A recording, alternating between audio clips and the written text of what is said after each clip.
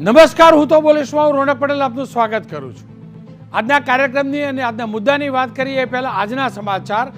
તો લોકસભાની અંદર વિપક્ષ દ્વારા સરકાર વિરુદ્ધ જે અવિશ્વાસની દરખાસ્ત મૂકવામાં આવી હતી તે આજે તમામ પક્ષોને પક્ષ મૂક્યા પછી તેની ટાઈ ફીસ થઈ છે. જી હા, આજે અંતિમ દિવસે, આ ચર્ચાના અંતિમ દિવસે છેલ્લે પ્રધાનમંત્રીનું પ્રવચન હતું. પ્રધાનમંત્રીએ કોંગ્રેસ સહિત નવા ગઠબંધનમાં જોડાયેલા તમામ વિપક્ષી પાર્ટીઓ પર પ્રચંડ પ્રહાર કર્યા. સાથે જ એ તમામ પાર્ટીઓને વિકાસ વિરોધી ગણાવ્યા. સાથે જ દેશને બરબાદ કરવા માટે આ પ્રકારના ગઠબંધન થતા હોવાનો પણ પ્રધાનમંત્રીએ સ્પષ્ટ આરોપ લગાવ્યો. એટલું જ નહીં, પ્રધાનમંત્રીએ તો એ પણ કહ્યું કે 2018માં જ્યારે આ જ વિપક્ષી પાર્ટીઓ પ્રસ્તાવ લઈને આવેલી અવિશ્વાસની, ત્યારે મેં કહ્યું હતું કે તમે 23માં ફરીથીને લઈને આવો ને એવી તૈયારી કરો. અને એટલે જ આજે કહું છું કે હવે 28માં ફરીથી અવિશ્વાસની દરખાસ્ત લઈ આવવાની તૈયારી કરજો. જો કે આજે ધ્વનિમતથી વિપક્ષનો એ પ્રસ્તાવ હતો તેનો છેડ ઉડી ગયો છે અને મણિપુર મુદ્દે જે ચર્ચા થવાની હતી તે ચર્ચા આજે પૂરી થઈ છે. કુલ મળીને ઇન્ડિયા ગઠબંધન જે વિપક્ષી પાર્ટીઓએ બનાવ્યું હતું અને ગઠબંધને જે પહેલો પ્રસ્તાવ આજે મૂક્યો છે દેશ સમક્ષ લોકસભાની અંદર, તેની ટાઈ ફીસ થઈ છે અને સરકાર અને કેબિનેટની અંદર સાંસદોએ વિશ્વાસ મૂક્યો છે, તે પણ ધ્વનિમતથી. ખેર, હવે આજના મુદ્દાની વાત કરું તો હું તો બોલીશનો આજે 857મો એપિસોડ. 857મા એપિસોડના બે મુદ્દા છે. પહેલો મુદ્દો આરોગ્ય સાથે જોડાયેલો છે. મેડિકલ માફિયાઓનો પર્દાફાશ પહેલો મુદ્દો છે. બીજો મુદ્દો છે કોમન યુનિવર્સિટી એક્ટ જે આવવાનો છે હવે, તેનાથી કોને ફાયદો કોને નુકસાન. શરૂઆત આપણા તમામના આરોગ્ય સાથેના મહત્વના મુદ્દાથી.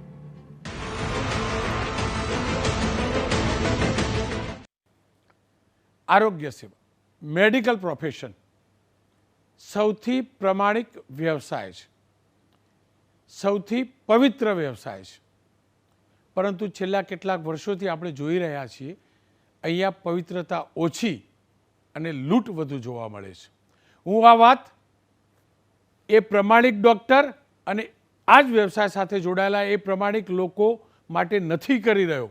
અનેક એવા ડૉક્ટર છે જે પ્રમાણિકતાથી એમના આ પવિત્ર ધર્મ, લોકોનું આરોગ્ય સુધારવાના પવિત્ર ધર્મની જબરજસ્ત સેવા કરી રહ્યા છે, પ્રમાણિકતાથી વ્યવસાય કરી રહ્યા છે. એ તમામને સલામ. પરંતુ સવાલ એ લોકોને જેમને આ વ્યવસાયને લૂંટનું માધ્યમ બનાવ્યું છે. કમાવ, કોઈ તકલીફ નથી, કમાવું જ જોઈએ, કારણ કે ઘર પરિવાર પણ તો છે અને ડૉક્ટર બનવું આસાન પણ નથી. ડૉક્ટર બનવા પાછળ અત્યારે મોટું ઇન્વેસ્ટમેન્ટ પણ કરવું પડે છે. ડૉક્ટર બન્યા પછી ક્લિનિક અને હોસ્પિટલ ખોલવા માટે પણ રૂપિયાની જરૂર હોય છે. પરંતુ એનો મતલબ એ ન હોઈ શકે કે આપણે લોકોને લૂંટીએ. અને જો એ લૂંટ ચાલુ થતી હોય તો સ્વાભાવિક રીતે જ આ પવિત્ર વ્યવસાયની પવિત્રતાને કલંક લાગે છે. અને એટલે જ અનેક વાર લોકો આરોપ લગાવે છે કે અહીંયા તો ચીરવામાં આવે છે. ખેર, એ મુદ્દા ઉપર આવ્યું પહેલાં આ મુદ્દો આજે કેમ, તો હવે તમને દુઃખદ આશ્ચર્ય થશે. ગરીબો માટે સરકારે સરકારી સિવિલ હોસ્પિટલો બનાવી, PHC CHC સેન્ટર બનાવ્યા અને હોસ્પિટલો PHC CHC સેન્ટરમાં સરકાર દવા મોકલતું હોય છે. સરકારનું કોર્પોરેશન છે જેનું નામ છે Gujarat medical services corporation limited. એના સૌરાષ્ટ્ર ઝોનના વેરહાઉસ ઉપર છાપેમારી થઈ તો એક ચોંકાવનારું તથ્ય સામે આવ્યું છે. એક રીતસરનું કૌભાંડ ચાલે છે. સરકાર જે દવાઓ મોકલાવે છે એ હોસ્પિટલમાં પહોંચાડવાની જગ્યાએ સીધી મેડિકલ સ્ટોરો ઉપર પહોંચાડવામાં આવે છે. આયોજન જોજો, કંપનીવાળા મળેલા હોય, વેરહાઉસના લોકો મળેલા હોય અને બહાર એક કેમિસ્ટ મળેલા હોય. આ જે દવાનો જથ્થો ત્યાંથી પકડાયો, ઇન્ટરેસ્ટિંગ વાત એ હતી કે જે સરકારી જથ્થો હોય છે તેની ઉપર નોટ ફોર સેલ એવું સ્ટીકર લગાવવામાં આવતું હોય છે. Government of Gujarat note for sale એવું સ્ટીકર લગાવવામાં એ જ પ્રકારે પ્રિન્ટ સાથે એ સપ્લાય કરવાનું હોય છે. પરંતુ અહીંયા અહીંયા જે દવા આવેલી હતી તેની ઉપર MRP પણ લખેલી હતી, એટલે કે રીતસર કોમર્શિયલ બજારમાં મોકલવાનું હોય એ રીતનું હતું. અને અહીંયા જે માત્ર સ્ટોક મેળવવા પૂરતા ઉપર ટેમ્પરરી સ્ટીકર લગાવવામાં આવતા હતા ગુજરાત મેડિકલ સર્વિસના, અને જે MRP હોતી હતી એને થોડાક સમય પૂરતી ઢાંકી દેવામાં આવતી હતી. અને જ્યારે ઓપન માર્કેટમાં મોકલવાનું હોય ગોલમાલ કરીને ત્યારે એ સ્ટીકર ઉખાડી જે MRP વાળું હોય તે આવી જતું હતું. આ મુદ્દે તપાસ શરૂ થઈ છે. અધિકારીઓએ ગંભીરતાથી આ મુદ્દો લીધો છે. આરોગ્ય વિભાગે ગંભીરતાથી પ્રયાસ પણ કર્યો છે, એને પણ સલામ. પણ અહીંયા બે પોલ ખુલે છે, બહુ ઇન્ટરેસ્ટિંગ પોલ છે. આ જે દવા હતી એમાંથી એક દવા જેની કિંમત 520 રૂપિયા સરકારને પડે છે, 520 રૂપિયા. એની ઉપર સ્ટીકર કેટલાનું લાગવાનું હતું? તો 2763 રૂપિયાનું. આપ વિચાર કરો, 520 રૂપિયાવાળી દવા એના 2763 રૂપિયા વસૂલવાનું રીતસરનું આ ષડયંત્ર. એના ઉપરથી તમે અંદાજો લગાવી શકશો કે ફાર્મા કંપનીઓ કેટલી બેફામ છે. ફાર્મા કંપનીઓમાં લૂંટ, નફાખોરી નહીં, લૂંટ કેટલી ચાલી રહી છે. MRP જે રીતે આપણે ફટાકડા ઉપર જોઈએ છે ડિસ્કાઉન્ટ 80-90% ડિસ્કાઉન્ટ, ઠીક એ જ પ્રકારની પ્રેક્ટિસ અહીંયા છે. કારણ કે આપણે મેડિકલ સ્ટોર ઉપર જઈએ છીએ ત્યારે સ્કેન કરે છે MRP પ્રમાણે બિલ બને છે. પણ 10 રૂપિયાની દવા ઉપર MRP, કેમ કે સરકારનો કોઈ સીધો કંટ્રોલ નથી MRP ઉપર, એટલે 100-120 રૂપિયાના સ્ટીકર લાગે છે અને આપણને રીતસર દવામાંથી લૂંટવામાં આવે છે. અને એ પાછી દવાનું કમિશન જે ડૉક્ટરે દવા લખી આપી હોય એમને જાય છે. આ રીતસરનું એક રેકેટ છે. પરંતુ વાત પહેલી કરી લઈએ આ દવાની ગોલમાલની. આજે એટલે જ મેં વાત કરી હતી રાજ્યના આરોગ્ય સચિવ સાથે. આજે રેકેટ થયું, પહેલાં એની વાત કરીએ. આવો સાંભળીએ આરોગ્ય સચિવે શું કહ્યું. પ્રાથમિક રીતે એમાં એમને જે ભૂલ છે એ કરેલી જણાય જ છે, પણ એમાં ઊંડાણપૂર્વકની તપાસ પણ, કેમ કે સ્વાભાવિક રીતે ન્યાયિક તપાસ, અર્ધ ન્યાયિક તપાસ આ કહેવાય છે, એટલે એ પણ કરવી ખૂબ જરૂરી છે. અને જેણે સપ્લાય કરી છે, અગર એને કોઈ પણ ગુજરાત મેડિકલ સપ્લાય કોર્પોરેશનના નિયમો છે એથી કંઈ જુદું કર્યું હશે તો એની સામે અમે તમામ પેનલ્ટીના પણ પગલાં લેવા બંધાયેલા છીએ અને લઈશું. અને સાથોસાથ જે એમાં મદદગાર અમારા સ્ટાફમાંથી કોઈ હશે તો એને પણ બક્ષવામાં આવશે નહીં. કેમ કે સરકારી દવા ખુલ્લા માર્કેટમાં જાય, PHC CHC સેન્ટરમાં ન જાય, એનો મતલબ ગરીબ દર્દીએ એ જ દવા, એ જ 520 રૂપિયાની સરકાર જે મફત આપે છે, આપણા ખિસ્સામાંથી 520 ગયા, આપણા ટેક્સમાંથી દવા ખરીદાય છે, એ જ દવા એ ગરીબ દર્દી બહારથી 2700 રૂપિયામાં ખરીદે. આવું લાંબા સમયથી રેકેટ ચાલતું હશે એ હકીકત છે. આરોગ્ય વિભાગે ઇનિશિયેટિવ લીધું છે એ આવકારદાયક છે. પરંતુ સવાલ એ છે કે માનવતાના વ્યવસાયમાં આ પ્રકારની ગોબાચારી કેમ? માત્ર આ જ ગોબાચારી નથી, કમિશન કાંડ ચાલે છે, સાચા ખોટા ઓપરેશન કરવાના કાંડ ચાલે છે, સાચા ખોટા ટેસ્ટ કરાવડાવી તેમાંથી કમિશન લેવાના કાંડ ચાલે છે. હું ફરીથી કહું છું, હું એ પ્રમાણિક ડૉક્ટરોને સલામ ભરું છું. એમના માટે આ જરાય નથી. એમના ઉપર વિશ્વાસ રાખવો જરૂરી છે. તેમને માનવજાતની સેવા કરી છે. નાની નાની ક્લિનિક, નાના નાના હોસ્પિટલ આજે પણ સેવાના ભાવથી વ્યવસાય કરે છે. પરંતુ જે મેડિકલ ક્ષેત્રે જે કોર્પોરેટ કલ્ચર આવી ગયું છે, જ્યાં ટાર્ગેટ બેઝ કામ છે કે આટલો તો ધંધો થવો જ જોઈએ. હું બિઝનેસ શબ્દની ધંધો શબ્દ વાપરું છું. ધંધો ક્યાં વપરાય શબ્દ તમે સમજી શકો છો. એ જ પ્રમાણે ટાર્ગેટ આપવામાં આવે છે. અને એટલે જ અનેક દર્દીઓએ વ્યથા વ્યક્ત કરે છે કે સાહેબ જરૂર નથી તો એ શરીર ચીરી કાઢ્યું. ડૉક્ટર તો ચીરી રહ્યા છે. એકચ્યુઅલી ડૉક્ટર નથી ચીરતા, એ હોસ્પિટલના પ્રમોટરો, એ હોસ્પિટલના માલિકો રીતસરનો ટાર્ગેટ કે આટલો તો બિઝનેસ થવો જ જોઈએ, આટલા તો ઓપરેશન થવા જોઈએ, તો જ તમારું આ સેલેરીનું પેકેજ.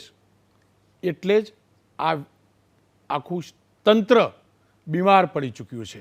ખેર, આ મુદ્દે ચર્ચા કરવા ડૉક્ટર જીતેન્દ્ર પટેલ જોડાયા છે, ફિઝિશિયન પણ પોતે છે અને સાથે જ કમિટી મેમ્બર છે આહનાના. Doctor Vasantbhai Patel senior physician છે. Doctor Pravinbhai Kanabar senior doctor પણ છે અને પ્રમુખ 2003માં તેઓ હતા ઇન્ડિયન ઓર્થોપેડિક એસોસિએશન. આપ ત્રણેયનું સ્વાગત છે. કાનાબાર સાહેબ, અનેક ડૉક્ટરો આપ જેવા પણ છે, તમામ એમને સલામ કરે છે. પણ સવાલ એ છે કે દવામાં કમિશન, સરકારી દવા બહાર વેચાય, ટેસ્ટમાં કમિશન, બિનજરૂરી ટેસ્ટ કરાય, બિનજરૂરી ઓપરેશન સુઝાવ કરાય.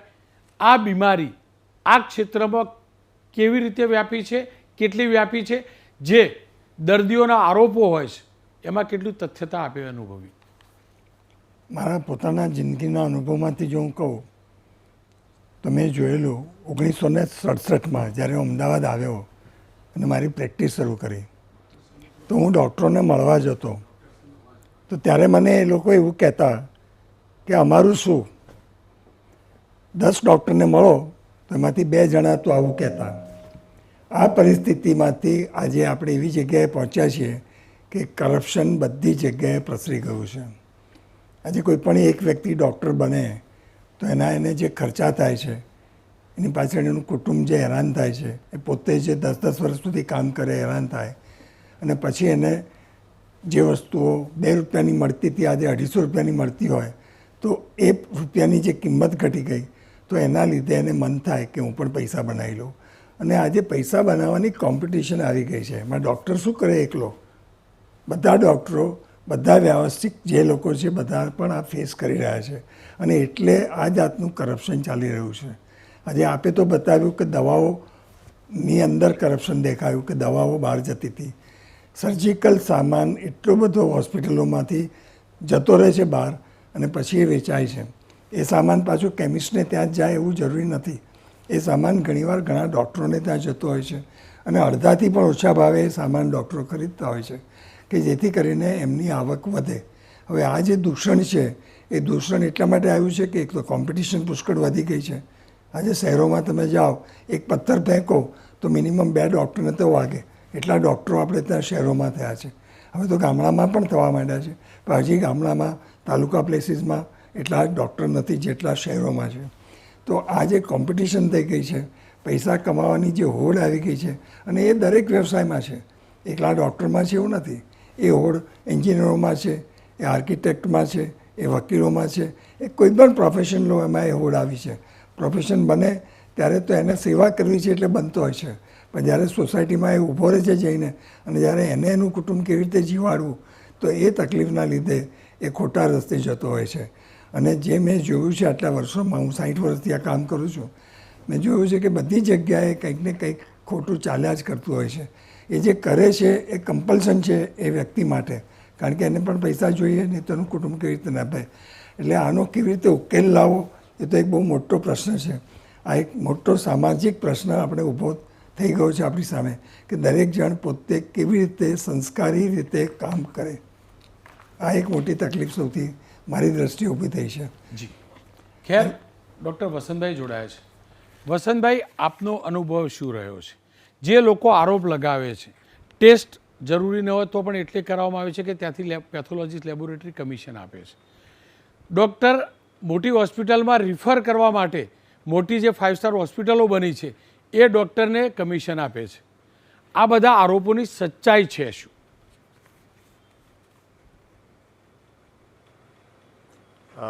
ચોક્કસથી રોનકભાઈ, તમે આ ખૂબ જ સેન્સિટિવ વિષય લીધો છે એ બદલ ખૂબ ખૂબ ધન્યવાદ.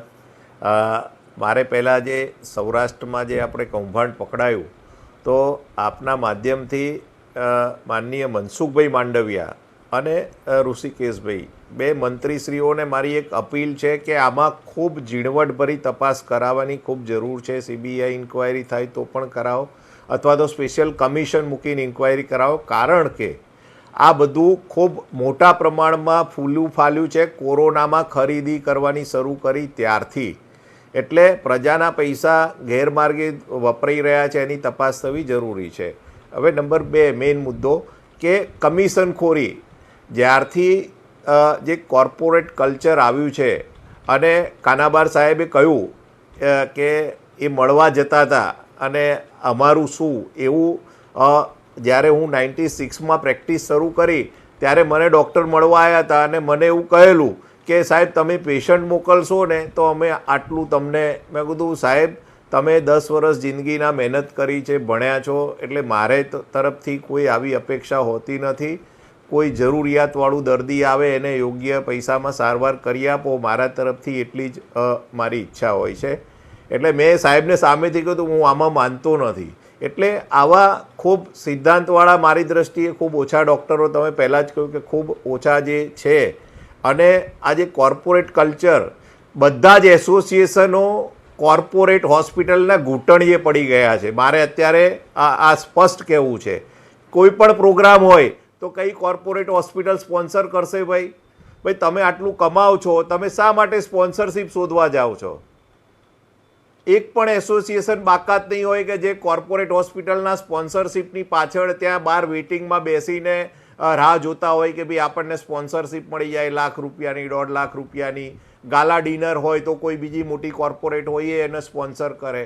ભાઈ તમારી પાસે ખાવાના પૈસા નથી, તમે પૂરતું કમાઓ છો, શા માટે આ કમિશનને પેલા, મારે શબ્દ વાપરવો ના જોઈએ કે ભાઈ પેલી રોટલી નાખીને પૂંછડી પટપટાવે એવો ધંધો શા માટે કરો છો? અને ફાર્મા ઇન્ડસ્ટ્રીઝની વાત કરું કે સરકારે, ગવર્મેન્ટ ઓફ ઇન્ડિયાએ બધી જ ડ્રગ પ્રાઇસ કંટ્રોલ એક્ટમાં સર્જિકલ સામાન અને બધી ડ્રગ્સને લાવી દે તો આ બધું જ નો એક જ મિનિટમાં છેદ ઉડી જાય.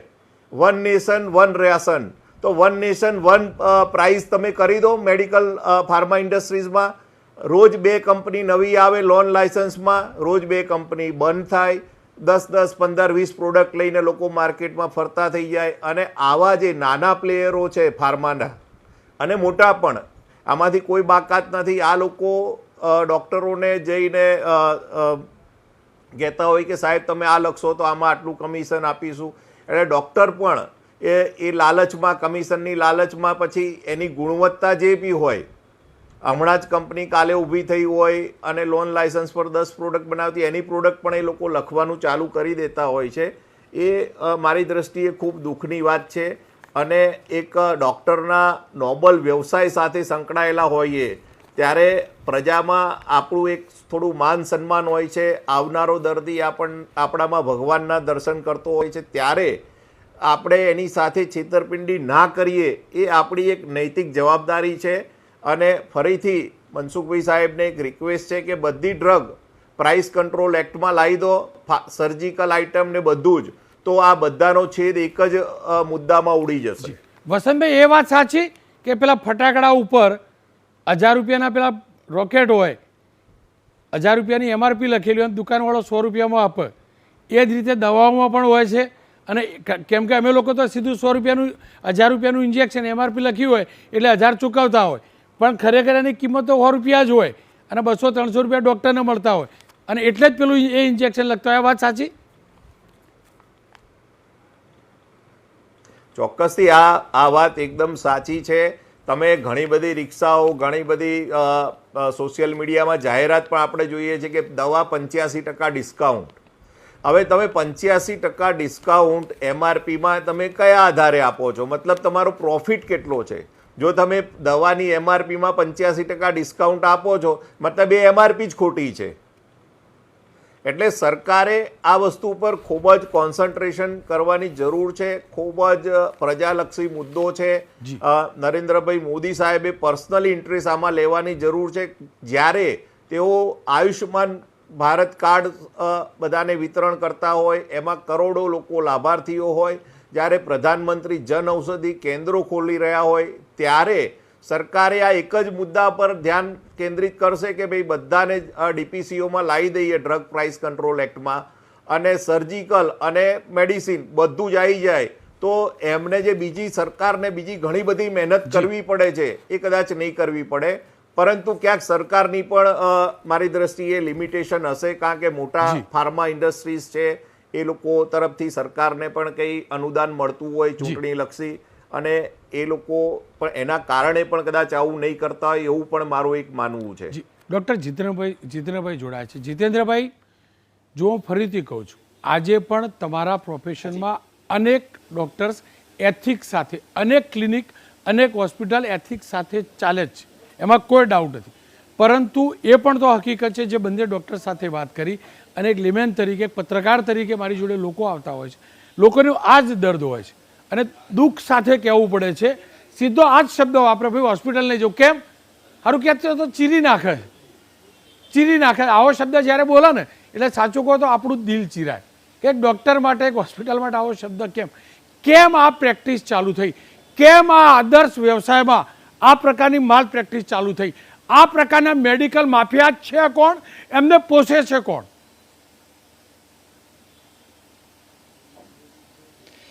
જો આમાં એક તો સૌથી પહેલાં તો નોબલ પ્રોફેશનમાં અને મા બાપના આશીર્વાદથી હું છેલ્લા 30 વર્ષથી પ્રેક્ટિસ કરું છું અને મેં મારી હોસ્પિટલ ચાલુ કરી ત્યારથી આજ તારીખ સુધીમાં એ જે રેફરન્સ પ્રેક્ટિસ કે કટ પ્રેક્ટિસ જે વસંતભાઈને કાનાબાર સાહેબે જે કીધું છે હું એમાં પડ્યો નથી. હવે એવું કેમ? 2-3 મુદ્દા છે. એક બીજો મુદ્દો દવાને લગતો છે. તો સૌથી પહેલાં આપણે કોર્પોરેટ હોસ્પિટલ અથવા કમિશન પ્રેક્ટિસનો જે મુદ્દો છે એને હું તમને વિસ્તૃત સમજાવું કયા કારણો આના માટે જવાબદાર છે. તો સૌથી પહેલાં પ્રાઇમરી ચાલુ કરીએ કે અત્યારે હાલમાં મેડિકલ એજ્યુકેશન ખૂબ મોંઘું છે. આજે સરેરાશ કોઈ બી મા બાપને એના દીકરાને ડૉક્ટર બનાવવો હોય તો અંડર ગ્રેજ્યુએટ એટલે MBBS કરે ત્યાં સુધી સરેરાશ 1 કરોડની આસપાસ ફી હોય છે પ્રાઇવેટ મેડિકલ કોલેજની, અને જો એમાં આગળ પોસ્ટ ગ્રેજ્યુએશન MD કે MS કરે તો એમાં બીજા 1.5 થી 2 કરોડનો ખર્ચો હોય છે. એટલે જ્યારે 10 વર્ષના અભ્યાસ કરીને સરેરાશ 2.5 થી 3 કરોડનો ખર્ચો કરીને કોઈ ડૉક્ટર અને એ પછી એની જગ્યા માટેનું ખૂબ મોટું રોકાણ અને આટલી મોટી કોમ્પિટિશન્સ અને એમાં હવે અત્યારની નવી જનરેશનને આટલા બધા એક્સપેન્સીસ પછી જ્યારે પ્રેક્ટિસમાં પડે છે ત્યારે અર્લી મની અર્ન કરવાનું ખૂબ મોટું બર્ડન એના શોલ્ડર પર હોય છે અને એને સીધું કોમ્પિટ કોર્પોરેટ કલ્ચર સાથે કરવાનું છે. હવે બીજો મુદ્દો એ છે કે કોર્પોરેટ હોસ્પિટલોમાં બેઝિકલી જો તમે કોઈ બી હોસ્પિટલ્સનું તમે બિલ જોશો કે સરેરાશ કોઈ બી વ્યક્તિએ 1 લાખ રૂપિયા કે 2 લાખ રૂપિયાનું બિલ ચૂકવ્યું હશે તો એમાં ડૉક્ટરના પ્રોફેશનલ ફીનો હિસ્સો માત્ર 10% અથવા એનાથી પણ ઓછો હશે. બાકીનું 90% બિલ હોસ્પિટલનું હોય છે. એટલે એને આપણે એક વાક્ય કહીએ કે ભાઈ independent doctor is like A small fish in a pond, એટલે કે તળાવની એક નાની માછલી જ છે કે જે આ મોટા તોતિંગ બિલો માટે જવાબદાર નથી. હવે corporate hospital is run by the businessman. એટલે આજે હું તમને એક વાત કરું કે ભાઈ આજે કોઈ એક આઈસીયુમાં હું પેશન્ટ એડમિટ કરતો હોઉં અને મારે ત્યાં આગળ કોઈ એક સાધનની કે કોઈ વેન્ટિલેટર મશીનની કે ડાયાલિસિસ મશીનની જરૂરિયાત ઊભી થાય તો આપણે એના જે ડાયરેક્ટર કે પ્રોપરાઇટર્સ હોય એને આપણે સજેશન કરીએ તો એમનો પહેલો જ પ્રશ્ન હોય છે કે ભાઈ આ મશીન અમે ડૉક્ટર લાવી આપીએ 25 લાખનું છે કે 1 કરોડનું છે તો એમાંથી આપણને પ્રોફિટ કેટલો? જે ડૉક્ટર નોબલ પ્રોફેશનમાં ક્યારે એવું નથી વિચારતો. એ બિઝનેસમેન નથી, he is serving it to the society. એટલે આ જે વસ્તુનો કંટ્રોલ છે એ ટોટલી કોર્પોરેટ જગત પર આવી ગયો છે. એક મુદ્દો આ છે. બીજું ડિજિટલ મીડિયા. ડિજિટલ મીડિયામાં તમે બી જોતા હશો કે એટલા બધા એપ આવી ગયા છે કે એ એપ હાઈલી પ્રોફેશનલ એટીટ્યુડથી ડૉક્ટર સાથે એપ્રોચ કરતા હોય છે કે તમે આટલી સબસ્ક્રિપ્શન ફીઝ આપો અને કોઈ બી ઓનલાઈન એપોઇન્ટમેન્ટ માટે કોઈ બી પેશન્ટ જ્યારે બી એપ ઓપન કરશે તો સૌથી પહેલાં તમારું નામ આવશે. એટલે એ બધા એપના પ્રોફેશનલ એટીટ્યુડ્સ પણ ડૉક્ટરને પ્રોફેશનલ કરે છે. અને સૌથી ત્રીજી વાત દવાઓની, ડ્રગ્સ. તો આપણા દેશમાં હું અત્યારે મારી મેઇન સ્પેશિયાલિટી હાર્ટ અને ડાયાબિટીસ અને લાઈફ સેવિંગ ડિઝીઝની જ હું પ્રેક્ટિસ કરું છું. તો મારો પોતાનો પર્સનલ અનુભવ કહું, અમે અમારા દરેક દર્દીને કહેતા હોય છે કે આપને જે સસ્તી ઇકોનોમિક દવા પડી આપ લો, પણ પ્રોબ્લેમ જેમ વસંતભાઈએ કીધો છે કે ડ્રગ્સની ક્વોલિટીનો કન્સર્ન છે. અત્યારે હાલમાં MRP એટલે એના ઉપર જે દવાની ઉપરની જે કિંમત છાપવામાં છે એની ઉપર ડ્રગ ઓથોરિટીનો કંટ્રોલ નથી અને બીજો મુખ્ય મુદ્દો ડ્રગની ક્વોલિટી પર કંટ્રોલ નથી. જ્યારે પેશન્ટને અમે કોઈ દવા લખી આપીએ એનું જો બ્લડ પ્રેશર ઓછું ના થવાનું હોય અને એના શરીરને નુકસાન થવાનું હોય તો એવા સંજોગોમાં કોઈ સ્ટાન્ડર્ડ કંપનીની દવા ભલે કદાચ 5 કે 10 રૂપિયા વધારે મોંઘી હોય પણ એ દર્દીની જિંદગીને નુકસાન કરતું અટકાવે છે. એટલે એવા સંજોગોમાં એ દવા લખવાથી એવું સાબિત નથી થતું કે ડૉક્ટર એના કમિશનના ઇન્ટરેસ્ટના હિસાબે મોંઘી કંપનીની દવા લખી આપે છે. એટલે આ એક મુદ્દો અહીંયા ક્લિયર કરવો જરૂરી છે. પણ જે જનરિક દવાઓ કે જન ઔષધિમાં જે દવાઓ અવેલેબલ છે એની ગુણવત્તાનો પ્રશ્ન છે અને એના પ્રાઇસ કંટ્રોલનો પ્રશ્ન છે. જો આ બે મુદ્દા ઉપર ડ્રગ કંટ્રોલ ઓથોરિટી સ્ટ્રિક્ટલી કામ કરશે અને જો one drug one price slogan ઉપર જો આપણે જઈશું તો આ બધા જ મુદ્દાનું સોલ્યુશન તરત આવી શકશે. એને જે બી સર્જિકલ આઇટમ કે મેડિસિન્સ જે બી છે એના પર એ વન ડ્રગ વન પ્રાઇસ, એટલે તમે કોઈ બી કંપનીની દવા લખો એની પ્રાઇસ ફિક્સ હોય. કારણ કે અત્યારે જે બી ડિસ્કાઉન્ટના ચક્કરમાં પેશન્ટોને મોટા મોટા બોર્ડ લાગે છે 80% ડિસ્કાઉન્ટ 70% ડિસ્કાઉન્ટ, એ શક્ય જ નથી. તમે કેમિસ્ટનું માર્જિન જોશો સ્ટાન્ડર્ડ ડ્રગ્સનું તો 20% જ માર્જિન હોય છે. એમાં એ પોતે 1% 2% GST ભરતો હોય, એના રનિંગ એક્સપેન્સ કાઢતો હોય, એમાં 10 થી 12% પેશન્ટને ડિસ્કાઉન્ટ આપે અને 3-4% ધંધો કરતો હોય છે. એટલે જ્યારે જે દવાઓમાં 80% 60% તમે બોર્ડ વાંચો છો બધી ડ્રગ્સ ઓછી ગુણવત્તાવાળી હોય અથવા એની પ્રાઇસ ખોટી છાપેલી હોય. ખેર કાનાબાર સાહેબ, અંત તરફ જઈ રહ્યો છું. આપની જોડેથી જાણવું છે, પ્રોફિટ હોવો જોઈએ, ખર્ચા નીકળવા જોઈએ, જેન્યુન પ્રોફિટ હોવો જોઈએ. જો જેન્યુન બિઝનેસ થાય, સેવા ભૂલી જ જાય, સેવા ભૂલી જાય. જો મેડિકલનો જેન્યુન બિઝનેસ થાય તો તમારા હિસાબથી હેલ્થ સર્વિસ કેટલા ટકા સસ્તી થઈ શકે સરેરાશ? ઓછામાં ઓછી 30% એટલી તો ચોક્કસ સસ્તી થઈ શકે. જો એક ડૉક્ટર પોતે પોતાની પ્રેક્ટિસ એથિકલી કરે, વગર જરૂરની દવા ન લખે, વગર જરૂરના ઇન્વેસ્ટિગેશન ના કરે અને વગર જરૂરના ઓપરેશન ના કરે, તો સ્વાભાવિક છે કે ડૉક્ટરની સારવારને આપણે ઘણી બધી સસ્તી કરી શકીએ.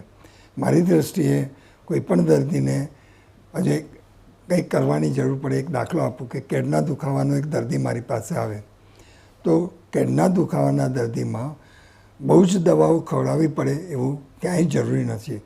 શરૂઆતમાં 2-5-10 દિવસ ભારે દવા કદાચ ખવડાવવી પડે, પણ પછી તો એને સિમ્પલ દવા પેરાસિટામોલ જેવી ગોળી આપવામાં આવે અને એનાથી પણ એને સારું રાખે.